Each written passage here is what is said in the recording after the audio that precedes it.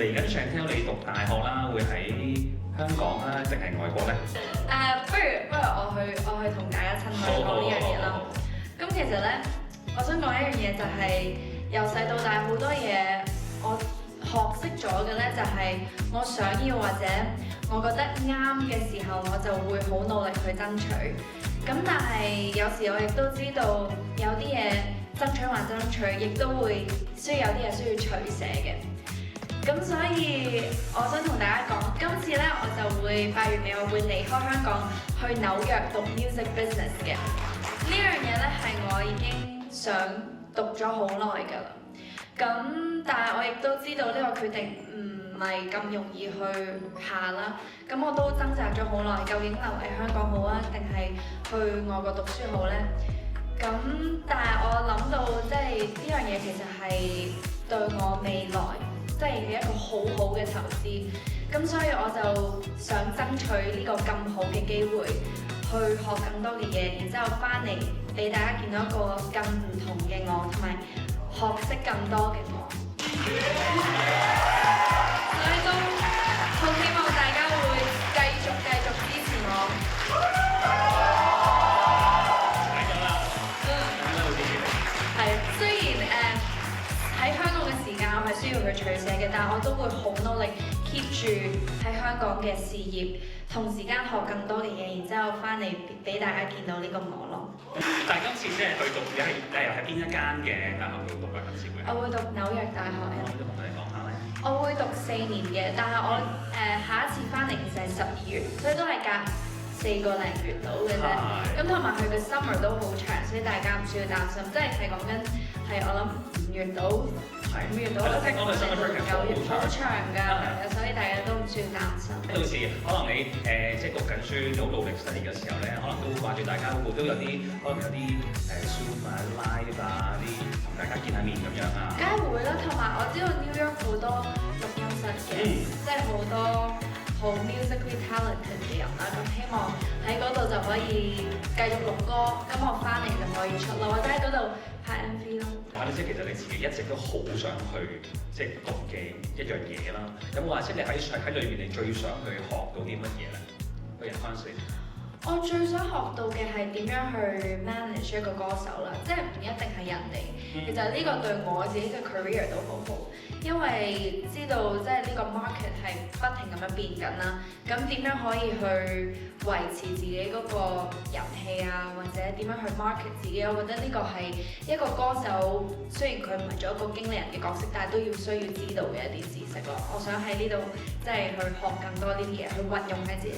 我另外坐喺度一路望實啲相，我就你覺唔覺得 Chantelle 越嚟越甜美嘅？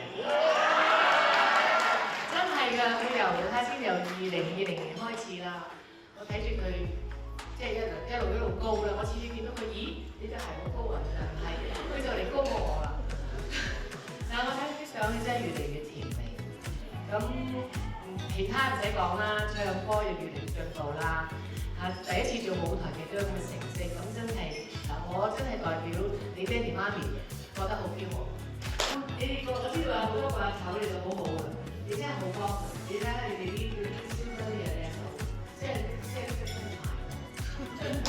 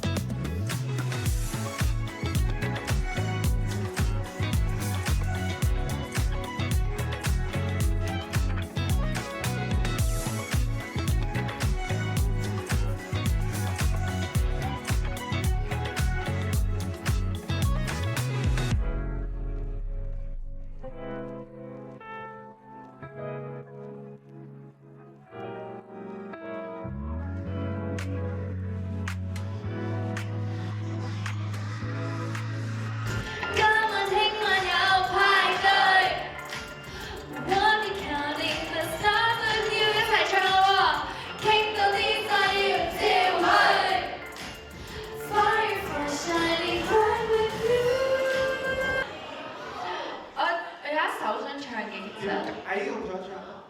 因為首先好似好耐都冇唱過呢首歌啦，同埋因為我都好想借住呢首歌，即係多謝大家一直嘅陪伴嘅，送俾大家 #BFF。你傻傻等我，只得你時時真。